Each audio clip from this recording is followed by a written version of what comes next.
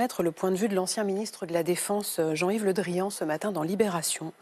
Tout est permis, plus de règles sauf le rapport de force désinhibé, l'absurdité, l'outrance, avec en toile de fond toujours les intérêts financiers. Et nous voilà réduits à constater la folie d'un homme.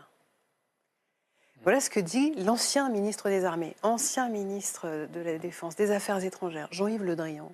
Vous partagez ce point de vue ? Oui, il a raison et il faut absolument qu'on fasse le nécessaire pour ne pas être uniquement spectateur de tout ça pour et pouvoir affirmer. Oui, pour l'instant, on l'est de façon assez volontaire parce qu'on a choisi de ne pas engendrer plus de dégâts que ce qu'il n'y a. Mais si on dépasse même ce conflit, il est important que la France ait une diplomatie et qu'il soit une puissance de stabilité forte. Et pour ça, il faut qu'elle ait une économie forte, à travers l'Europe aussi, et aussi un outil militaire puissant.